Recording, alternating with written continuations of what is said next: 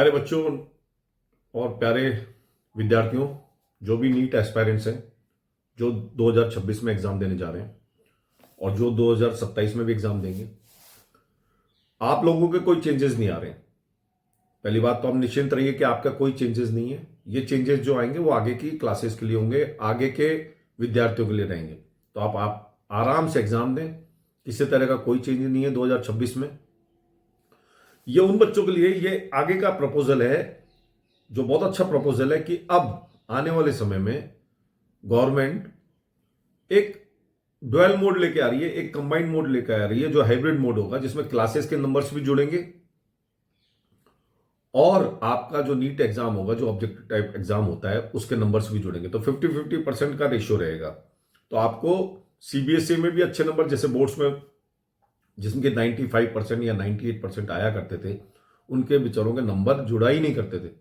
और वो जो नंबर, जो परसेंटाइल वो लाते थे, उसकी कोई वैल्यू ही नहीं थी, क्योंकि अल्टीमेटली आपको नीट का एग्जाम ही क्लियर करना पड़ता था।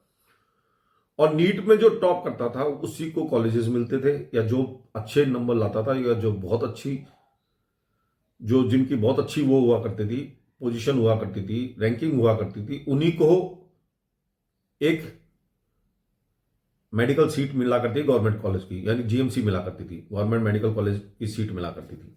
तो वो जो मॉडल था, जो 100% एक दिन 3 घंटे पे डिपेंडेंट होता था, किसी की रैंकिंग पे डिपेंडेंट होता था एक जीएमसी की सीट लेना, वो अब हाइब्रिड फॉर्म में बहुत जल्दी चेंज होने वाला है।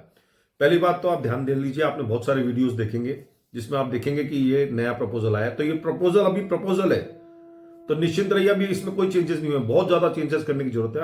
अभी सिर्फ प्रपोजल है। और ये टाइम्स ऑफ इंडिया में 29 नवंबर को आया था। तो प्यारे बच्चों, प्यारे नीट एस्पायरेंट्स, अभी चिंता ना करें।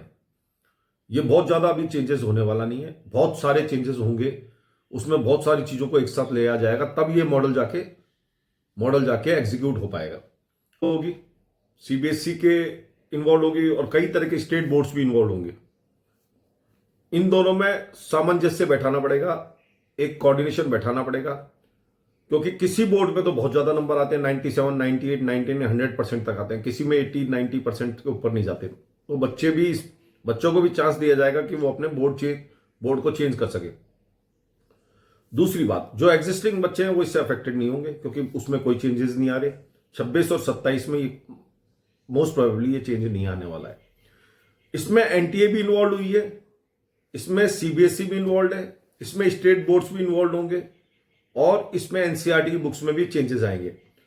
जो मेन मुद्दा है गवर्नमेंट का, जो कारण है, जो मुद्दा है, या जो गवर्नमेंट चाहती है, वो ये है कि वो कहीं ना कहीं बच्चों में फैटिग हटाएं, या उनमें थकान हटाएं।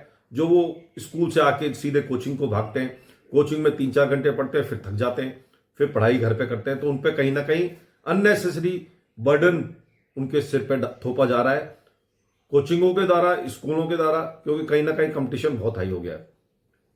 तो गवर्नमेंट चाहती है कि ये बोझ बच्चों पे ना रहे और प्रेशर कम हो, पढ़ाई का प्रेशर कम हो, और कंपटीशन तो बना रहे, पर किसी तरह का कोई फैटिग ना हो, किसी तरह की कोई थकान ना हो, मेंटल थकान ना हो, जिससे कि बच्चे बहुत ज्यादा डिप्रेस फील करें। तो एक अच्छा स्टेप गवर्नमेंट लेने जा रही है। गवर्नमेंट अगर ये इस तरह का स्टेप लेगी तो कोचिंग का प्रेशर कम हो जाएगा, स्कूलों पे आधारित रहेंगे, स्कूल पे बच्चे पढ़ेंगे तो उनका फिजिकल डेवलपमेंट भी होगा, क्योंकि कोचिंगों में आपका पूरा ओवरऑल डेवलपमेंट, जो पूरा डेवलपमेंट होता है वो कहीं ना कहीं रुक जाता है। स्कूलों में डेवलपमेंट होता है और कोचिंगों में डेवलपमेंट रुक जाता है। तो ये सबसे इंपॉर्टेंट बात है। तो स्कूल पे वो जो पुरानी जो संस्था हुआ करती थी, जो स्कूल पे सारा बेस्ड हुआ करती थी, सारी पढ़ाइयां बेस्ड हुआ करती थी, वो कहीं ना कहीं गवर्नमेंट लाना चाहती है।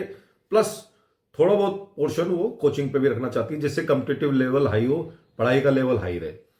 तो ड्यूअल मॉडल रहेगा, हाइब्रिड मॉडल रहेगा, और कोचिंगों को जो 4-5 घंटे बच्चे जाया करते हैं वो 2-3 घंटे में कन्वर्ट हो जाए। तो ये उसका मेन मकसद है। तो बहुत जल्दी देखेंगे ये सब चेंजेस आने वाले हैं, और अगर ये सक्सेस रहा तो बच्चों से बहुत ज्यादा प्रेशर हट जाएगा। और कोचिंगों का जो माफिया है, कोचिंग्स जो इतनी तरह से इन्वॉल्व हैं, बुरी तरह से फीस लेते हैं, या बहुत ज्यादा बच्चों को हरेस करते हैं, या परेशान करते हैं, या बच्चे उसमें भागते रहते हैं, तो इन सब चीजों से पेरेंट्स पे जो प्रेशर रहता है, ये कहीं ना कहीं एक कंट्रोल, एक सीमित दायरे में आएगा, गवर्नमेंट के कंट्रोल में आएगा, और जो एक्सीडेंट्स वगैरह होते हैं तो मॉनिटरिंग भी कोचिंग्स की अच्छी रहेगी।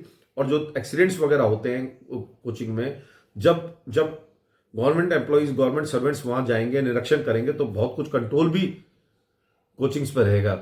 तो बच्चों पे कहीं ना कहीं, बच्चों के लिए अच्छा स्टेप है जो नीट एस्पायरेंट्स है। खामे खां का जो प्रेशर है, जो एक बर्डन है, जो एक कंपटीशन लेवल हाई है, या फालतू का कंपटीशन जो गवर्नमेंट, जो इस कोचिंग माफिया ने बनाया हुआ है या कोचिंग से बनाया हुआ है, वो कम हो जाएगा। बच्चों पे प्रेशर कम रहेगा।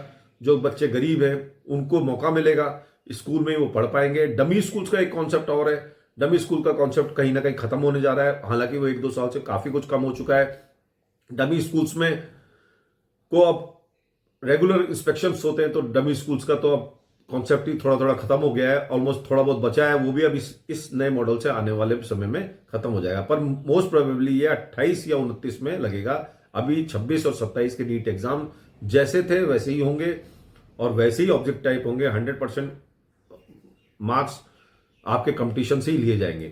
तो इसमें कोई निश्चिंत रहें, अभी आप तैयारी करें। किसी तरह का कोई चेंजेस नहीं है अभी 26 और 27 में, नए बच्चों के लिए हैं। और वैसे भी सीबीएसई तो 9th और 10th में 2 सेमेस्टर में एग्जाम कराने जा रही है। 10th जो बोर्ड होगा, वो 10th और 12th बोर्ड होगा, 2 सेमेस्टर में एग्जाम कराने जा रही है। उसका पर्पज यही है कि कहीं ना कहीं बच्चों पे प्रेशर कम हो। तो गवर्नमेंट तो कोशिश कर रही है, पर कंपटीशन एक ऐसी चीज है, और कोचिंग का जो जो माया जाल है, वो कहीं ना कहीं बच्चों पे फैटिग लाता है, प्रेशर लाता है। तो उसको कंट्रोल करने जा रही है। बहुत बहुत धन्यवाद।